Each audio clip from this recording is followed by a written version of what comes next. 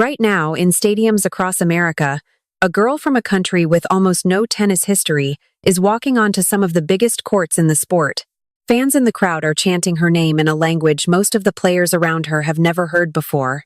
Cameras that used to ignore her are now following every step she takes. Nobody predicted this. Not 5 years ago. Not even 2 years ago. The Philippines has never produced a tennis star like this. Not one. In a sport dominated by countries with decades of infrastructure, funding, and elite academies, this nation had none of that. No system, no blueprint, no guarantee that talent alone would ever be enough. And yet, here she is. Eala is standing at the edge of something that has never happened before in her country's history. A real, legitimate takeover of American tennis courts by a player who was never supposed to get this far. So how does a girl from a place with no tennis tradition end up here? How does someone with no safety net, no established path, and no one to look up to end up threatening the order of one of the most competitive sports on the planet? That question is not rhetorical. It has a real answer. And by the end of this video, you are going to understand exactly how this happened, step by step, moment by moment. But to understand where she is right now, you have to see where she started. Because the version of Eala walking into American arenas today looks nothing like the girl who left home years ago with nothing but a suitcase and a dream that had never been tested against the best in the world. That beginning was not glamorous. It was not easy. And for a long time, it did not look like it was going anywhere at all. Growing up, tennis was not something families in the Philippines dreamed about for their children. Basketball owned that space. Boxing owned that space. Tennis was a foreign sport, played on foreign courts, funded by foreign money.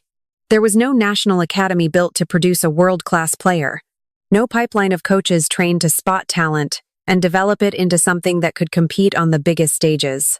If a child in the Philippines wanted to become elite at tennis, they had to leave. There was no other way.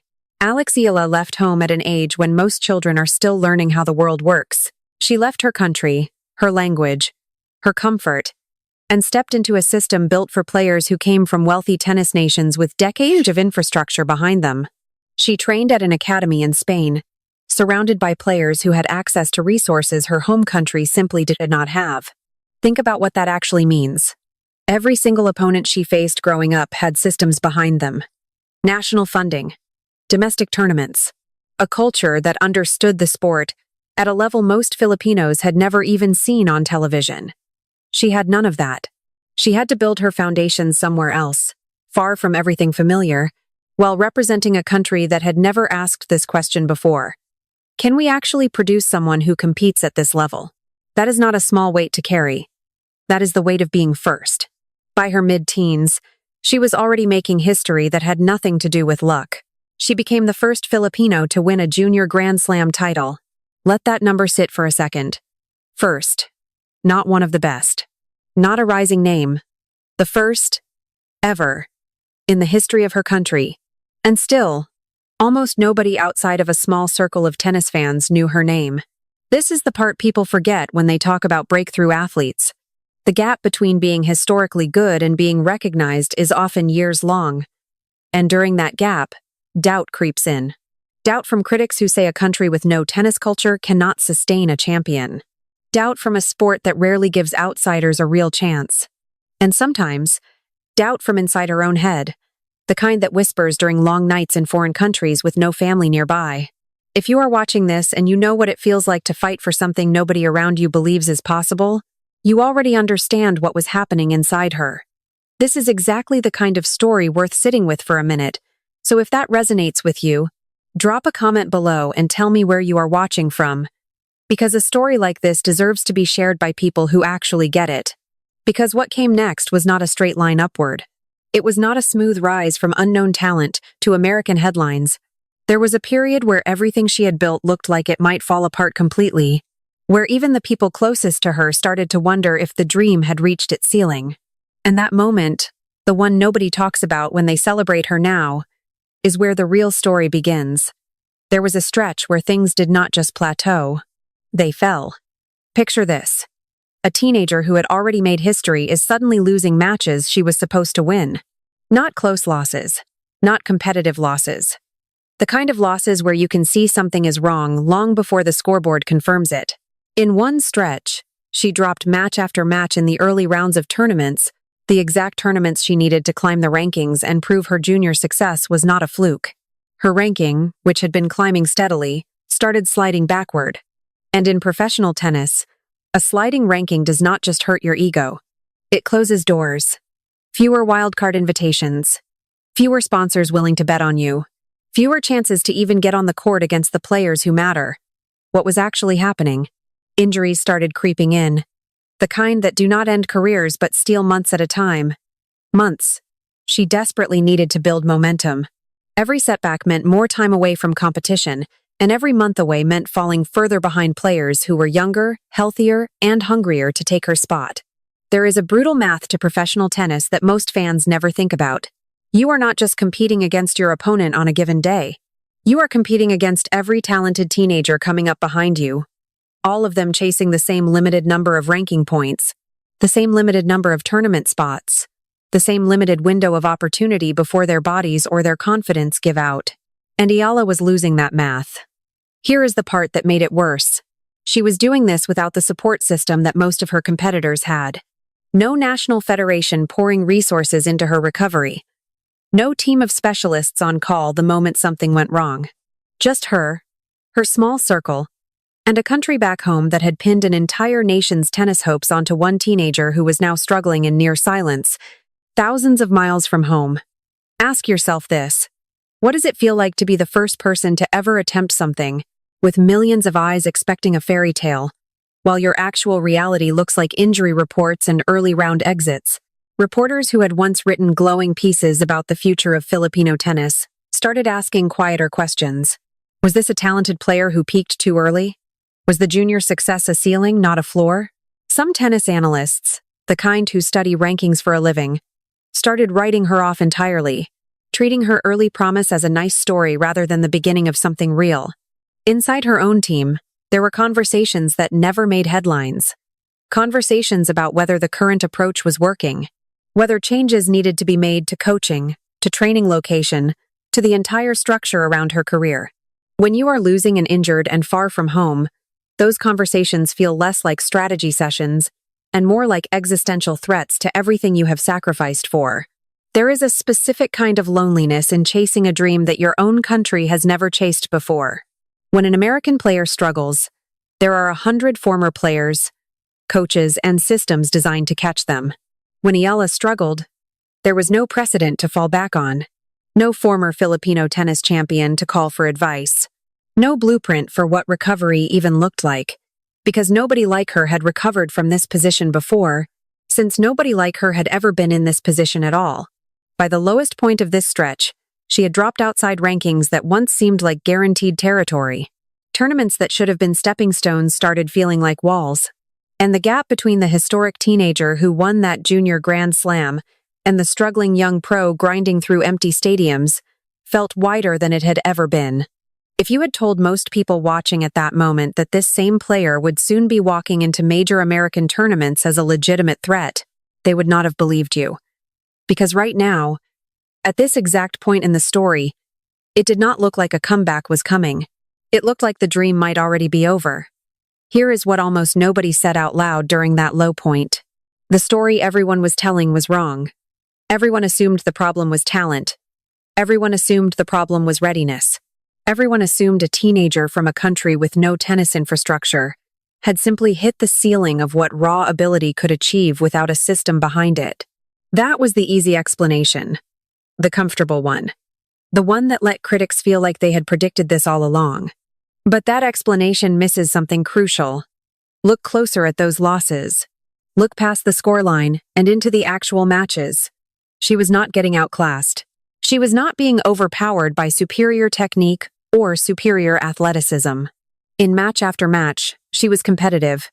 She was pushing sets to the edge. She was doing something that gets completely ignored when a player is losing.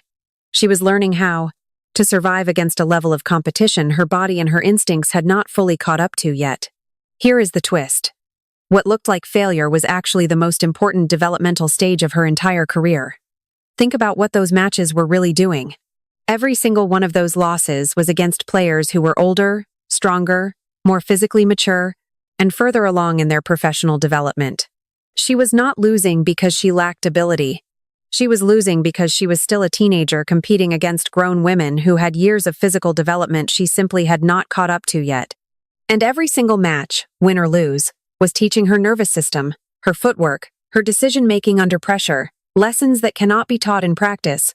They can only be earned through repetition against real competition. This is the part that flips the entire narrative on its head.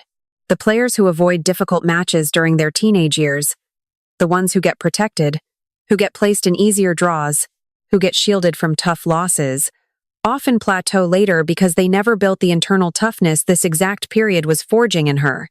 She was not falling behind.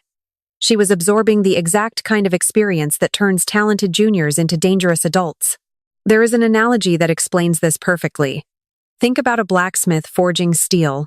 From the outside, that steel is being beaten, heated, stressed, and reshaped over and over.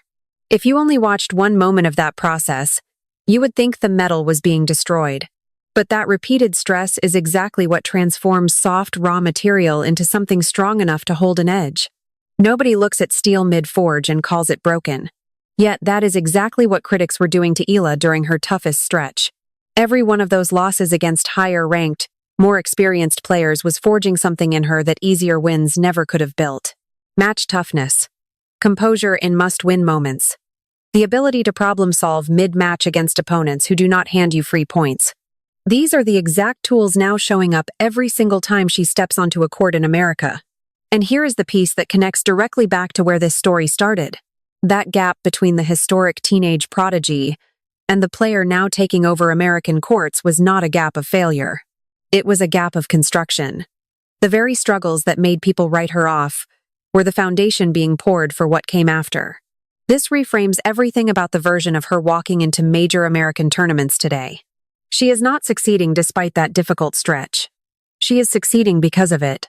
Every player who beat her during that period unknowingly handed her a piece of the toolkit she now uses against them or players just like them. But reframing the story is not enough on its own. A theory this bold needs something stronger behind it than just an explanation. It needs proof.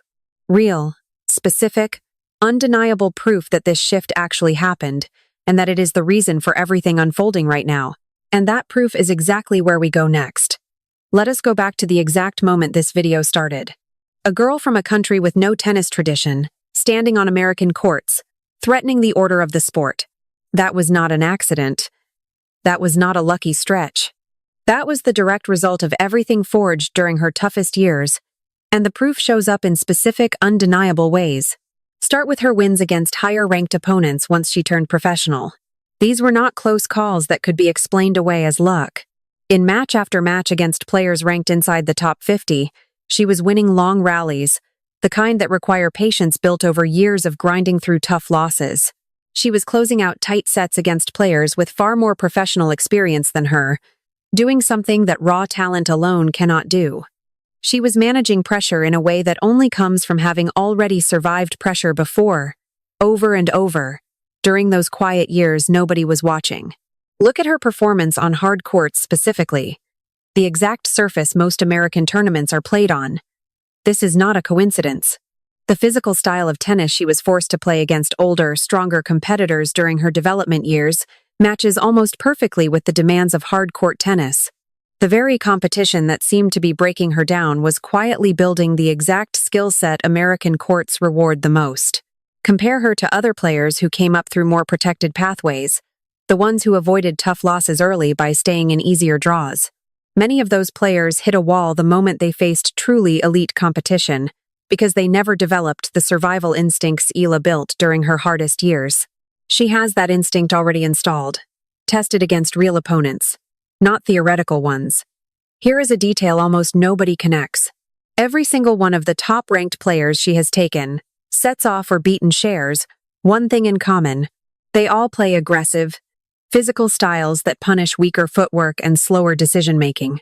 These are precisely the styles she trained against by necessity during her toughest seasons, when she had no choice but to face older, more physically developed competition without the luxury of an easier path.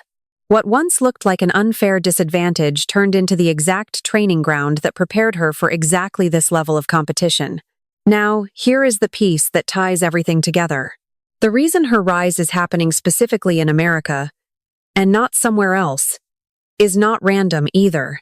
American tournaments reward players who can problem solve under pressure in front of large, loud crowds, players who do not rattle easily.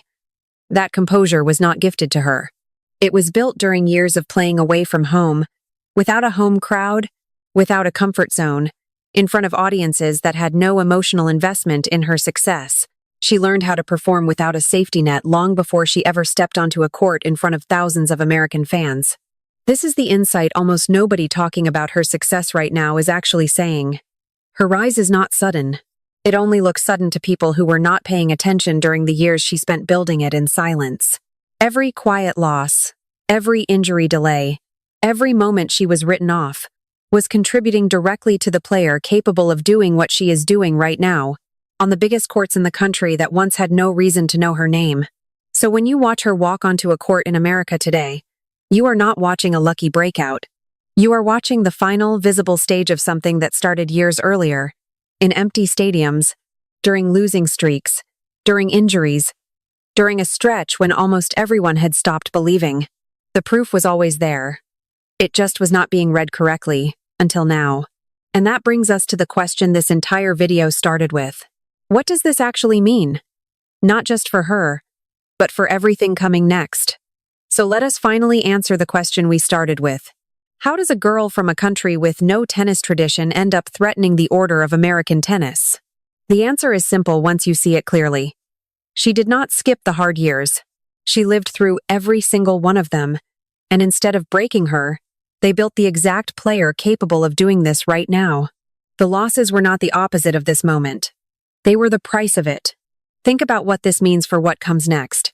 If her rise so far has been built on survival, on absorbing pressure most players her age never had to face, then what happens as she keeps climbing against opponents even stronger than the ones who once beat her? The same process that built her this far does not stop here. It keeps going, match by match, tournament by tournament. Every time she steps onto another court she was never supposed to reach.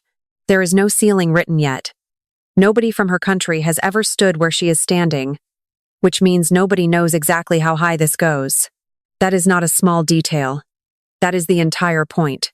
Every match from here forward is uncharted territory.